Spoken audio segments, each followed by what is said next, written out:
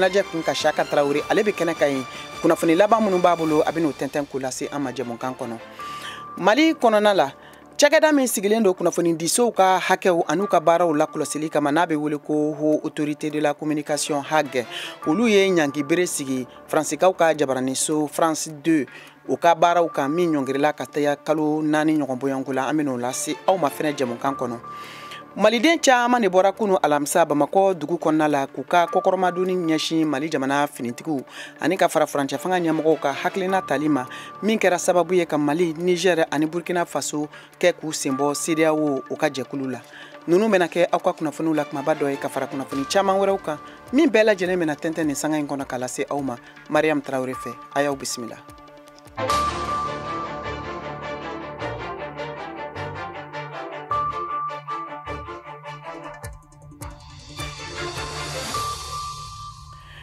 An balimaw an ka foli b'aw ye ko kura ni waati in na aw sɔgɔlen don VOA Bambara ka radio fiɲɛ siraw la ka Malikura kunnafoniw o kunkun n'a ɲɛɲɛ lamɛn bi juma février kalo tile 2 san 2024 Mariam Traoré ale de bɛ studio 6nan na ka bɔ VOA soba kɔnɔ ka Malikura kunkun n'a ɲɛɲɛ tɛntɛn k'a lase aw ma aw ka kunnafoniw filɛ. Farafina dolantan min bɛ wele ko Coupe d'Afrique des Nations san 2023 u bɛ senna Côte d'Ivoire jamana kan. Kunnafoni laban minnu bɛ o koɲɛ kɔnɔ VOA ka kunnafoni dila Saka Traoré ale bɛ kɛnɛ kan yen bɛna o kunnafoniw tɛntɛn k'a lase an ma.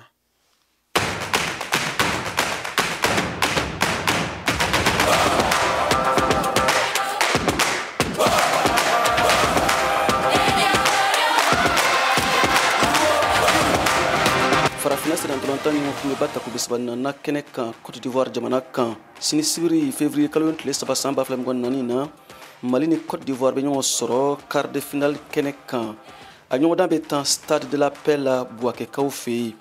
ɲɔgɔndan bɛ daminɛ ni nɛgɛ 7 dana gosira Mali heure la Mali ni Côte d'Ivoire ka ɲɔgɔndan kuma caya mɛ kosɛbɛ fo ka fɔ a to ten tile damadɔ in na kɛrɛnkɛrɛnɲɛna bɔlɔlɔ sanfɛ n'o ye réseaux sociaux ye Maliden minnu sigilen bɛ Côte d'Ivoire ani Côte d'Ivoire kaw u caman ye laɲini kɛ walasa ɲɔgɔndan in ka tan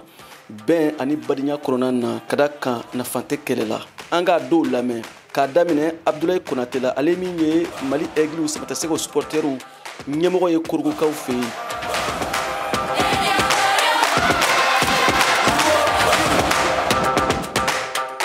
tiɲɛ yɛrɛ réseaux sociaux ko nin min fɔ réseaux sociaux kan o ni réalité u tɛ se ka ja ko jɛgɛ jala ni baji tiɲɛ yɛrɛ la an bɛ bɛɛ ni kanama bɛɛ la ani préfet bɛna ɲɔgɔn ye a bɛɛ ye ko kelen nɔfɛ la pour que mɔgɔw k'a faamuya ballon tɛ kɛlɛ ye mankan tɛ jamana in bɛɛ ye kelen que ça soit Ivoirien ou bien Mali tiɲɛ yɛrɛ an bɛ ka bɛɛ sensibiliser. Ne ye Traoré Rokile ne bɛ fɛ ni ballon ka jouer cɛ kɛna kɛrɛ kɛ muso kɛna kɛrɛ kɛ parce que ala kitina le bɛ c'est un jeu Côte d'Ivoire au Mali o an bɛɛ kelen de. Ne tɔgɔ Ibrahim Jomane an ka jamanaw bɛna ballon jouer ne ye ni Mali ni Côte d'Ivoire ye mɔgɔ min bɛna gagner ala de k'o lɔ an bɛɛ badima kelen de ni Mali gagner an bɛɛ kelen de ni Côte d'Ivoire gagner an bɛɛ kelen de. Ne tɔgɔ ye Tinamba Kone min k'a sɔrɔ o k'a sɔrɔ parce que ballon tan nin ye tulonkɛ le ye kɛlɛ tɛ. An ka karamɔgɔ Bande Abdoulaye lamɛn ale ye alimami ye Kumasi Ramblin n'o ye Abidjan quartier ba dɔ ye karamɔgɔ Bande Abdoulaye y'a yira a ka kutuba la ko mɔgɔw ka sabali ka da kan ballontan nana ka badenya de sinsin a mana kɛlɛ kama. Bande Karamoko, je suis donc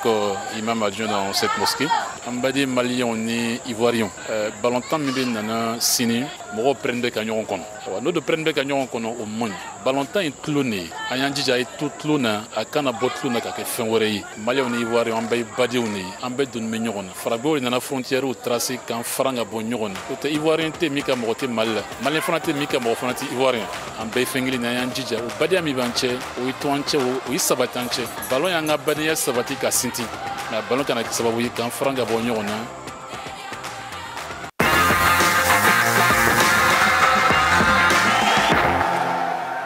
halisa kanuko la kɛrɛnkɛrɛnɲɛna Mali ni Côte d'Ivoire ka ɲɔgɔndan na Buakɛkaw fɛ yen min bɛ don quart de finale hukumu kɔnɔ kari kɛnɛ kan ko laada bɛ wuli ze in na min ye Côte d'Ivoire ni Mali ni Côte d'Ivoire ka ɲɔgɔndanw ye ka da kan Mali bɛ se sɔrɔ sini ɲɔgɔndan na an k'u lamɛn. Mali ni Côte d'Ivoire ka ballontan ne yɛrɛ ye mun faamuya la ne kɔni bɛ ka fila hakilina ko dɔrɔn de an bɛ k'an sigi ni Mali Côte d'Ivoire ci nin bɛ kɛ a ka di ne dɔrɔn an ka bɔ an ka jeu an ka baara kɛ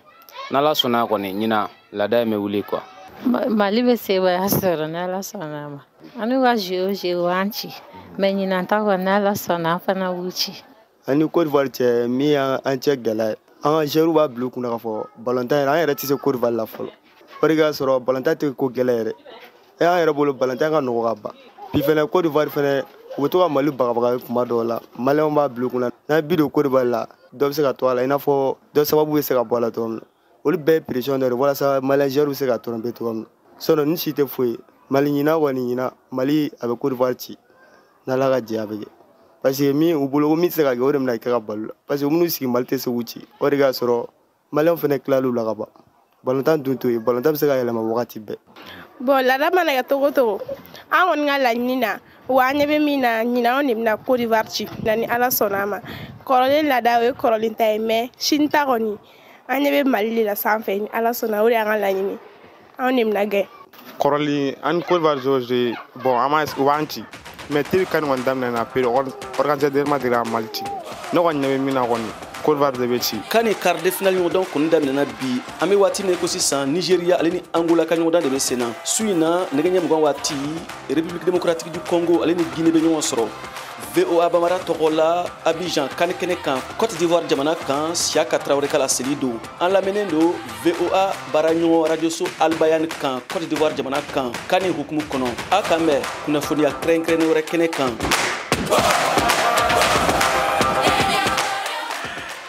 Mali kɔnɔna la cakɛda min ni a sigilen do kunnafoni diso olu ka hakɛw tɔbɔtɔli kama ni a bɛ wele ko Haute Autorité de la Communication HAGE olu ye batake teliman dɔ bɔ ka ɲanki bi France jamana ka jabarani so dɔ kan min bɛ wele ko France 2 min ka baaraw bɛɛ lajɛlen ka ka ɲɔngiri ka se kalo 4 ɲɔgɔn ma a kunnafoniw walasa an ka kunkun na ɲɛ dɔn Mariam Kuyate VOA Bambara tɔgɔ la ka bɔ Bamakɔ ale b'o lase an ma. Janvier kalo mi tɛmɛlen filɛ o tile 30 ni laseli kɛla Mali kunnafoni fangakulu fɛ n'o ye Agi ye o ka laseli sɛbɛn kɔnɔ ko kalo 4 kɔnɔ Maliens tɛna France ka télévision so France 2 o kibaruyaw sɔrɔ an ka jabaraniw na ni latigɛ in tala Agi maaw fɛ ka da kan ko France 2 télévision ka wuladala kibaruya dɔ kɔnɔ min yɛrɛ kɛla janvier kalo kɔnɔna na n'a tun bɛ tali kɛ Mali lakana koɲaw kan France ka kɛlɛsenw Barkan olu kɛlen kɔ ka bɔ Mali jamana kɔnɔ k'u ka o kunnafoniw senfɛ k'u ye terrorisme kɔkɔrɔma don ni laɲini ye ka Mali soldasiw ni jamanadenw yɛrɛ dusu tiɲɛ ko sabula u ka laseliw la terrorisme ye binkani wale min kɛ Tombouctou batoba kan k'u ye o jaw yira ni ka fɔ ko Barkan tagali ka bɔ Mali jamana kɔnɔ ko nin ye o kɔlɔlɔ dɔ ye k'i n'a fɔ Barkan de tun bɛ ka Mali yɛrɛ lakana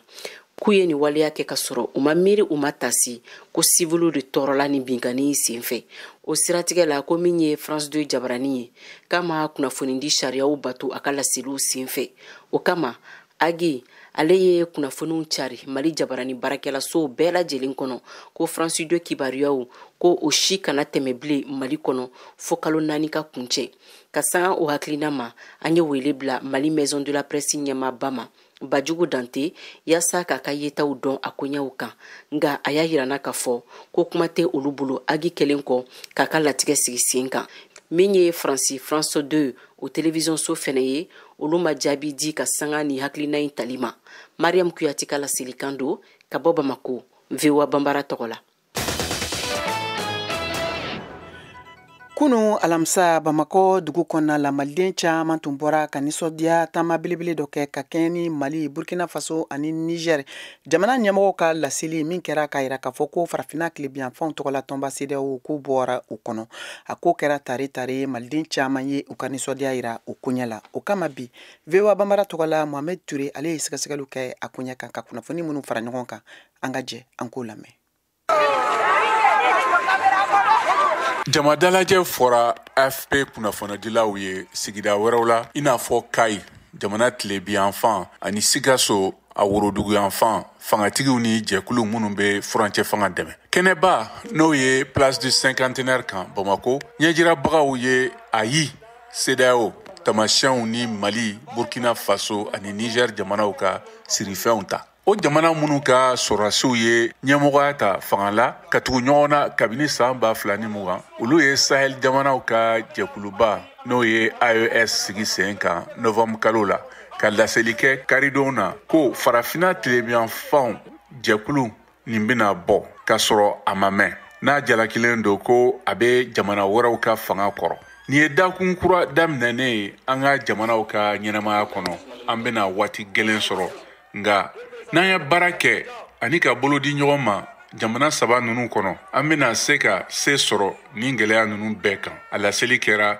AFM ma Mahamad Maman Ɲare fɛ n'ale ye funankɛniw ka tɔn dɔ ka kuma lasela min tun bɛ kɛnɛ kan. Burkina Faso fanga ɲɛmɔgɔ Apollinaire Joachim KLM de Tambela kumana tarata don latigɛ dɔ kan min lajara kosɛbɛ ka sɔrɔ a y'a dɔn a tɛna kɛ kɔlɔlɔ tɛ an ka jamana ninnu ka sɔrɔko la. Kurunbɔ karilaw n'o ye kɔgɔjida kurun jɔyɔrɔ ye olu tɛna datugu. Barow bɛ sen na an ka jamanaw bɛna kɛ ko ɲuman. Musa Alassane Diallo n'o ye usine barada ni jago ministre ye o ye jama hakilila tigɛ Bamako. 350 tonnes d'or par an.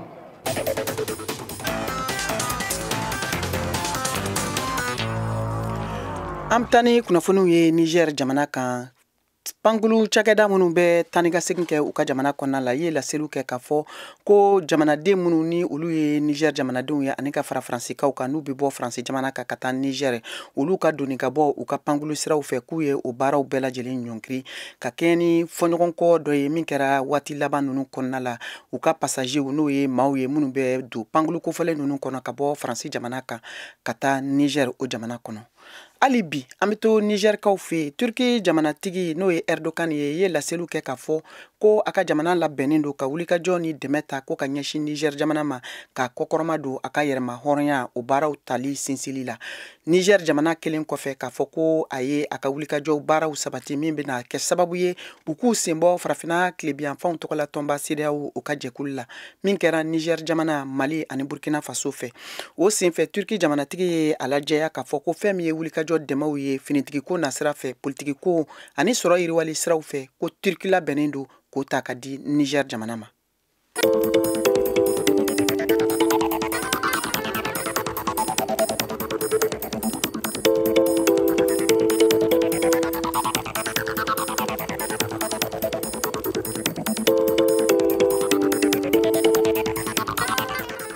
VOA Afrique ni VOA Afrique ye buna adamadenw lafiyara kunnafoniko la. Ayiwa an balimaw ni y'an donnen VOA Banbara ka Malikura jɛmukan ta ko filanan o kɔnɔna la aw bɛ se k'an sɔrɔ VOA ka radio fiɲɛsiraw bɛɛ lajɛlen kan Bamako n'a lamini ye fiɲɛ turukala 102 o fiɲɛsira ye walima aw bɛ se k'aw sɔgɔ an ka bɔlɔlɔsira la Facebook, YouTube ani Instagram VOA Banbara. Malikura kunnafoniw bɛ ka lase Mariam Traoré fɛ ka bɔ studio 6nan na VOA Suba kɔnɔ Washington DC. Amtani kunnafoniw ye diɲɛ fan wɛrɛ fɛ n'an nana Ameriki jamana kan yan Ameriki jamanatigi Joe Biden kɔni bɛ miiri la ka kɛɲɛ ni u ka finitigi mɔgɔ saba minnu bɛɛ lajɛlen fagara ni a kɛra Jordani kari tɛmɛli a yirala k'a fɔ ko bolongɔni turulen don Iran jɛkulu kan min n'olu bɛ wulikajɔ la ni waati in na ka kɛlɛ ɲɛsin walasa ko ka kɔkɔrɔmadonni kɛ ka taa Hamasi ka finitigi jɛkuluw ma. VOA Banbara tɔgɔ la Moribo Danbele ka bɔ Washington.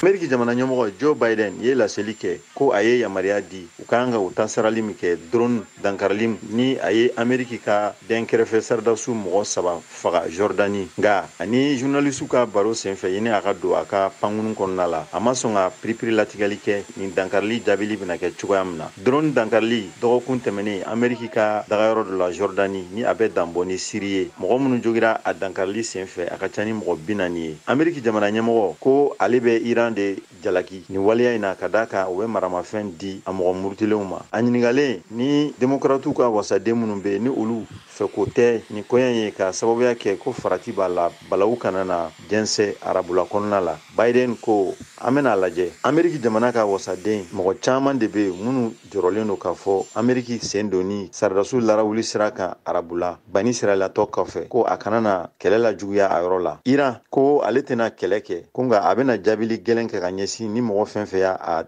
lajɛ k'i b'ale bagabaga nin kɔɲɔ in na. Ni laseli kɛra jumadon Iran jamana ɲɛmɔgɔ fɛ Ibrahim Raisi. Washington kɔni y'a dankarili min kɛra Jordani u ka kulu mun bɛ wele ko Resistance Islamique en Irak ni marifatigi jɔkulu dɔw don mun bɛ Iran kanu la. Hali n'a sɔrɔ o kumakan in Tehran ni o ye Iran jamana faba ye ma sɔn nin ko in ma k'olu sen fosi tɛ nin na. U kɔni sinsira kan k'a fɔ ko olu jagoyalen don u bɛ mun wele ko mɔgɔ minnu bɛ k'u yɛrɛ makaran k'olu dɛmɛ a yɔrɔ la. jiran ko wa olu mɔgɔ ninnu u bɛna kumakan ani waleya minnu kɛ k'u sago b'u yɛrɛ la o kan. aw de bɛ kunnafoni mɔlen sɛnsɛnnen di anw ma bamanankan na. VOA Afrique filɛ nin ye 102 fiɲɛ sira kan Bamako Mali la. Ka tɛmɛ ni Malikura kunnafoniw ye an bɛ to Ameriki jamana kan yan bawo Ameriki wasadenw Sena kɔnɔna la olu bɛ jateminɛli la min kan ka kɛ dɔgɔkun natɔ kalata dɔ ye walasa k'u ka se ka sariya kura dɔ sigi sen kan. Sariya min bɛna tali kɛ hakɛ sigili la Sena taamalaw ka siraw kan min bɛ kɛ ni Ameriki dancɛ ye. A yirala ka fɔ nin waleya in bɛ ka kɛ waati la walasa wulikajɔ siraw bɛ se ka labila ka dɛmɛ don ka taa Ukraine jamana ma min nafolo ɲininen don Ameriki jamanatigi Joe Biden fɛ. Joe Biden kɔni ye foli kɛrɛnkɛrɛnnen kɛ ka taa nazaralaka gunkana jamanaw ma olu kelen kɔfɛ ka dollar wari miliyari 54 labila ka taa di Ukraine jamana ma. Mohamed Touré. Chuck Schumer n'o ye démocratique ɲɛmaa ye congrès la sanfɛla bulon la o y'a jira ko wote fɔlɔ bɛna kɛ arabadenw jamana politiki bolofara fila ka sariya laɲini nin kan hali n'a y'a sɔrɔ a bolonɔbilali sariya la o kocogoya ka dɔgɔ kosɛbɛ. A ma nɔgɔ ka nin gɛlɛya ninnu kunbɛn nka an tɛ se k'an yɛrɛ tanga an ka kunkan baaraw ma dɔrɔn ka sababu kɛ baara dɔ ka gɛlɛ. Schumer y'o fɔ ka fara a kan ko sɛbɛn nin bɛna bɔ juma ni karidon cɛ. Sariyatigɛlaw n'o ye sénatɛrw olu bɛ ka bɛnkan dɔ sigi sen kan walasa ka jamana kɔnɔtalaw ka donko jugu kɛlɛ kabini kalo caman na ni républicain y'u sinsin dankan lakanani barikaman kan ka sɔrɔ u ma sɔn fangabɔnda White House ka ɲinini ma min ka ca ni dɔrɔmɛ dollar miliyari 60 ye Kiev ma. Mike Johnson n'o ye wasabulon kuntigiso ɲɛmɔgɔba dɔ ye n'o ye républicain wasaden ɲɛmɔgɔ ye o y'a jira ko laɲini nin salen don a selen na k'a fɔ ka sɔrɔ a ma sɛbɛn nin ye ko a ma taa yɔrɔ jan kosɛbɛ ka kɛlɛ n'o ye ka bɔ jamana wɛrɛw la minnu tɛ sɛbɛn sɔrɔ n'olu ye jamana wɛrɛw ka jamana kɔnɔtalaw ye n'olu hakɛ cayara kosɛbɛ woroduguyanfan fɛ dancɛ la. Jamanakuntigi kɔrɔ n'o ye Donald Trump n'o bɛ ka segin ka sugandi n'a jigi tigɛlen don ka Monsieur Biden bali ka se sɔrɔ sariya kura la u ye kumaba fɔ sariya laɲini nin kan min fana bɛ nafolo di Israel ma ka kɛ a ka kɛlɛ dɔ ye ni Hamas kɛlɛcɛw cɛ.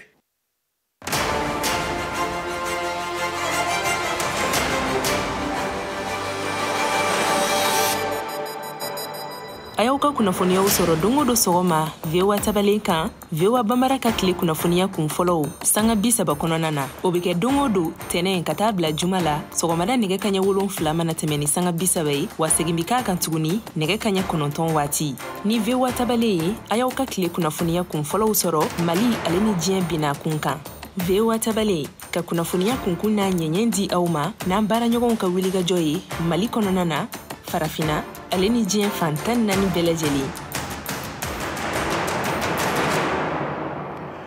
Burkina Faso ka kɛɲɛ ni diɲɛ seleke 4 musow tɔgɔladon ɲɛnamayali ye min bɛna kɛ 8 marsi n'o ye marsi kalo tile 8 ye. A yirala ka fɔ bobojulasokaw fɛ ɲinanta fɛn min ye u ka ladalafiniw ye min bɛ wele ko kogo donda ani faso danfani o ka yan ka don ba la kosɛbɛ ko hali ni o y'a sɔrɔ jamana wɛrɛ finiw olu walankatalen don u ka sugu kɔnɔnaw la. Nin kɛra sɛgɛsɛgɛli ye min kɛra VOA ka kunnafoni dila Njayi Sanu fɛ a donna bobojulaso sugu kɔnɔ a ye jagokɛlaw olu ɲininka kunnafoni minnu b'o kɔnɔ an ka jɛ ko lamɛn.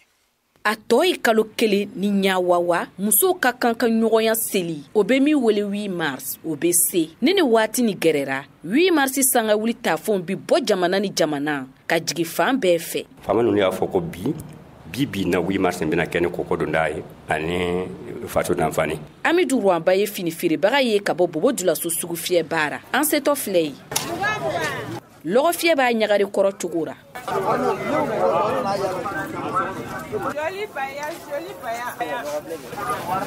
Sanikɛlaw bɛ tɛtɛ jagokɛlaw bɛ weleni na i bɛ Ajara Sako sɔrɔ a ka fini feere bon na ale min bɛ deli ka 8 mars tagafɛn sanga wulu jigi i n'a fɔ ɲɔkisɛ a bɛ lɔn a ɲɛ ma k'a timina man di kosɛbɛ. Ala anw fani feerelaw yɛrɛ a ma diya n'u ye parce que mun kɔsɔn kɔkɔ donda bɛɛ tɛ se k'a don la mais ni pain lon ale bɛ na directement an b'a ta an b'a feere bi b'a sɔrɔ bɛɛ motivé ni lo mais à l'heure la an bɛɛ yɛrɛ komi 8 mars tɛ. Ajara Sako olu minnu bɛ doni fini ye ka bɔ jamana wɛrɛ o b'a yira k'o ka bɔ ti nin na. Tisi gɛman yɛrɛ ti an bolo an b'a commandé ka bɔ extérieur la et puis fana kɔkɔ donda nin ça va nous revenir plus cher. Par exemple nin filɛ nin 2 pains ne bolo c'est 3000 francs.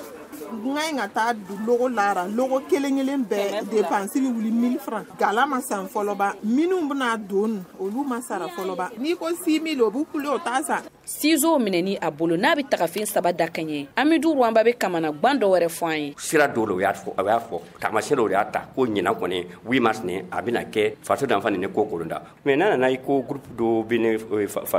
8 mars ye a président photo baara jɔn dɔ bɛ se ka nin ko nin ɲɛnabɔ sisan. Tiɲɛ na bobo sugu fiyɛ falen no ni fanilonnaw ye kelen ni kelen jagokɛlaw bɛ kankari la dugu ɲɛmaaw ye Amidou Rwamba kɔnna ka kuma. Baara nin banna fo ka gouvernement k'a ɲɛ yɛlɛ a k'a ɲɛ yɛlɛ parce que dɔw bɛ yen o b'a fɛ k'an mako sa. Alex Kulibali y'a ka welekan di. An m'a lɔn o bɛ bɔ n'a yɔrɔ min quoi fo douane ka o ka baara kɛ ka dɔ fara contrôle kan commerçant caman mako bɛna sa nin ko nin na.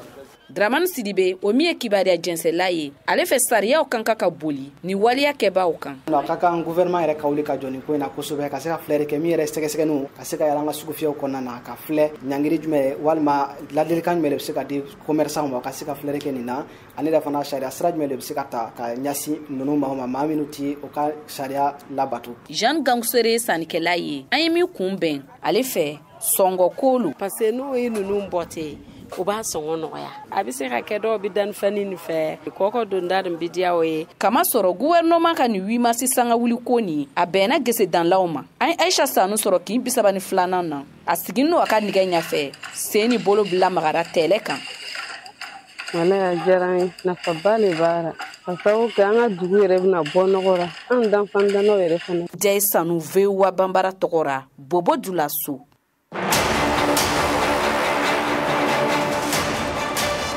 Balimaw ani yan Algérie bɛnkan sɛbɛn ɲɔngirilen ani IOS tɔndenw bɔli CEDEAO la malidenw bɔra jamaba la alamisadon jamana fan bɛɛ la walasa ka Mali Burkina Faso ani Niger ka bɔli dɛmɛ CEDEAO la waati min na furancɛ fanga ye Alger bɛnkan sɛbɛn o ban Mali famaw ye nin latigɛ ta aw hakilina ye mun ye a ko la aw fɛ o nafa n'a kɔlɔlɔ ye jumɛn ni minnu b'a fɛ k'u da don an ka sibiridon jɛmukan la n'o ye février kalo o tile sabanan ye san 2024 a y'aw tulo sɔgɔ VOA Afrique la an b'a fɔ kɛnɛ kan ayiwa n balimaw nin kana fɔ kɔ dɛ.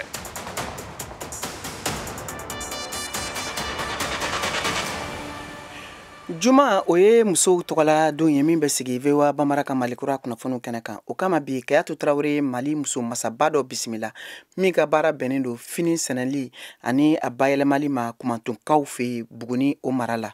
Madame Togora Balakisa Siribe ni a si ye san 60 ani san 3 ye kɛlen don ka muso jɛkulu fara ɲɔgɔn kan fɔ ka se muso 4,000 ɲɔgɔn ma minnu bɛɛ lajɛlen ka baara bɛnnen don dɛmɛ ma ka taa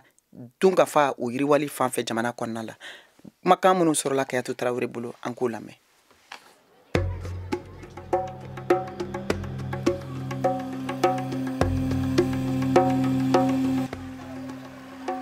an balimaw a y'aw bisimila Malikura musow ka kɛnɛ kan an ka bi kɛnɛ kan ani muso ŋana dɔ de ye bisimila a tɔgɔ ko Madame Togola Balikisa Siribe a sigiyɔrɔ bɛnnen bɛ Kumantun ma Balikisa ye baaraboloba de sigi misiw b'a bolo u bi jɛgɛmɔgɔw kɛ u bi fɛn caman kɛ u bi sɛnɛ kɛ wa u ka sɛnɛfɛnw fɛnɛ u b'olu bayɛlɛmaliw bɛɛ lajɛlen kɛ Barakisa i bisimila Malikura musow ka kɛnɛ kan mun ye baara in kanu don e yɛrɛ la komi ne ni cɛ kun taara jamana kɔnɔ an taara baara sira de fɛ donc ne musow ye u bɛ fɛn caman bolo caman de b'u la yen nɔ u ye hakilinaw di ne ma ne fana seginnen ka na n sigiyɔrɔ la a y'a to ne fana ye n bolo da fɛn caman na n bɛ nakɔ sɛnɛ ninnu kɛ n bɛ bagan mara kɛ n bɛ jɛgɛ mara kɛ n ye baara yɛrɛ daminɛ boulangerie baara de la fɔlɔ ka na ye ko denmisɛnninw caman bɛ bɔ ka taa tungan fɛ bon ni ye boulangerie sigi sen kan parce que ne bɛ dugu min yɛrɛ la tɛ Kumantu dugu yɛrɛ kɔnɔ mais n bɛ Tabakɔrɔ de Tabakɔrɔ ni Kumantu ye kilo 7 ye n nana boulangerie dayɛlɛn ye denmisɛnninw bɛ baara k'o kɔnɔna na k'u yɛrɛ fana ka nafa sɔrɔ kɔnɔna na k'u bali ka taa tunganfɛ taga la o bɛɛ la fini baara fana nana don kɔnɔna na fini bio 100% ne b'o de kɛ. A bɛ fini sɛnɛ i ka o foro de kɔnɔna la yen nɔ wa? Ayi ne tɛ fini sɛnɛ ne ni muso wɛrɛw de bɛ bolo bɛ ɲɔgɔn bolo o muso ninnu o bɛ fo muso 800 bɔ ne n'olu bɛ ɲɔgɔn bolo bi a bɛ 180 bɔ olu ni yan fana ka jan olu bɛ taa fini sɛnɛli ye ne fana bɛ fini san ka na muso wɛrɛw bi yan nɔ olu fana de bɛ ne dɛmɛ ka fini ko k'a jɛ ka sɔrɔ an b'a kɛ bɔrɔw kɔnɔ ka ni minnu b'a san yan nɔ u b'a san ni minnu tɛ sanni kɛ yan fana n'a bɛ taa yɔrɔ min na an b'a bila ka taa yen nɔ. Mɔgɔ joli bɛ e bolo baara la i ka ferme yɛrɛ kɔnɔna la kuruba la? Ferme min yɛrɛ kɔnɔna na ani nakɔ ni foro ni boulangerie la a bɛ sɔn ka mɔgɔ 50 bɔ muso caman b'a la. I bɛ misi mara kɛ wa i ka misi ninnu fana ye misi siya façon dɔw ye minnu ka ɲi kosɛbɛ. Awa e sera ka ni misi ninnu siya sɔrɔ cogo di k'u lamara tan? Ne misi ninnu siya sɔrɔ cogo min na u nana ne ma ko misi minnu bɛ n bolo farafin misi minnu bɛ n bolo k'u bɛ se ka insémination kɛ o la ko u y'a ɲɛfɔ n ɲɛnɛ. Bon ni fɛn fɔra ne yɛrɛ dɔrɔn ne kɔni ye mɔgɔ min ye ne bɛ n kun don a la ka a kɛ ka filɛ. Bon ne ni mɔgɔ u y'a fɔ sigida mɔgɔ caman ye mɔgɔw tora ka siga ne kɔni ta ma ko yɛrɛ ne n kun don a la u ye essayer kɛ ne ka misi 3 ye u nana ni o échantillon ye k'a kɛ ne ka misi 3 ye kelen ɲana tɔ 2 ma ɲa mais ma découragé n segira o 2 kan tuguni fo ne nana kɛ sa n nana misi ninnu si sɔrɔ. An bɛ don min na i ko bi misi joli bɛ aw bolo ye parce que ɲɛ b'a la a bɛ nɔnɔ caman ba sɔrɔ. Awɔ ni misi kumaba ninnu cɛ ni muso faralen ɲɔgɔn kan a man ca dɛ misi 10 o ye misi 10 ɲɔgɔn ye ne fɛ la a kana caya mais a ka kɛ qualité a ka kɛ misi ɲumanw ye quoi. An y'a ye fɛnɛ i bɛ nakɔ sɛnɛ fɛnɛ kɛ musow b'i bolo minnu bɛ nakɔfɛn ninnu fɛnɛ bɔ alors y'a dɔn aw kɔni aw sigilen bɛ yɔrɔ min na kumantu in na ani tabakɔrɔ fanfɛla ninnu na y'a dɔn mɔgɔ caman ka balo sirilen don e ka o fɛn ninnu na e bɛ se ka mun fɔ an ye o kan i bɛ ka nafa sugu jumɛn de sɔrɔ nin sɛnɛkɛfɛn ninnu na yala a ye yɛlɛma don i ka diɲɛnatigɛ la wa? A ye yɛlɛmaba don ne ka diɲɛnatigɛ la yɛlɛma ye mun ye ne yɛrɛ ko tɛ ne bɛ se ka mɔgɔ minnu dɛmɛ diɲɛnatigɛ la muso minnu n'u nana n'u ye baara kɛ ni ne ye olu bɛ fitinin min sɔrɔ olu nisɔndiyalen de n'o ye o ka bon ne bolo ni fɛn caman ye muso dɔw bɛna tile kɛ ka fini in ko ni wula sera u ka sara bɛ d'u ma o sara in dɛ hali u tɛ se u ka so u fana bɛ taa balo de san ka t'u ka denw balo bon o min ye o nisɔndiyaba de ne bolo. I bɛ baara in na san ni y'a san joli ye? Ne bɛ baara in na bi k'a daminɛ boulangerie min san ma a bɛ san 16 bɔ dɛ gɛlɛya caman sɔrɔ la ka bɔ duguba ka na k'i bɛna boulangerie yɛrɛ n y'a daminɛ boulangerie min na k'i b'o sigi burusi kɔnɔ courant tɛ yen ji tɛ yen e y'a dɔn ko man nɔgɔ mais ala barika la komi ne cɛ a bɛ jɔ n kɔkɔrɔ fɛn caman na an nana ka na forages kɛ ka groupe san an bɛ buru bɔ n'o ye an nana to la dɔɔni an bɛ panneau solaire dɔw fana kɛ ka activité dɔw fana kɛ ni o ye mais wagati min na ko activité dɔw bɛna san sɔrɔ n'o ye finiko ye gɛlɛyaba nana bi an kan n'o kɛra coronavirus nali ye o y'a sɔrɔ fini minnu sannen b'an bolo n ye gɛlɛyaba sɔrɔ wagati la fini tɛ se ka bɔ ka taa yɔrɔ si bɛɛ ko bana nin bɛ bana nin bɛ o wagati kɔni n'an ye gɛlɛya sɔrɔ. Welekan jumɛn b'i bolo musow caman de bɛ e bolo baara in na yen nɔ o ye koba de ye i ye muso 800 kulu min ko fɔ nin ta n'olu bɛ fini bɔ ka na n'a bɛ tɛmɛ e fɛ fana ye sirabaw de ye. Ne bɛ min fɔ musow ye an ka wuli k'an cɛsiri sanni i b'a fɔ mɔgɔ ma n dɛmɛ n ka wara la o y'a sɔrɔ a kun b'i bolo mɔgɔ si sigilen tɛ se ka dɛmɛ f'i ka wuli k'i jɔ de k'i cɛsiri ni musow ser'u yɛrɛ kɔrɔ duw bɛ diya dugu bɛ diya jamana yɛrɛ bɛ diya. An lamɛnbagaw nin tun ye madame Togola Balikisa Sidibe ka kumakanw de ye an y'ale de to bisimila an ka Mali kura musow ka kɛnɛ kan bi a k'an bɛn waati wɛrɛ.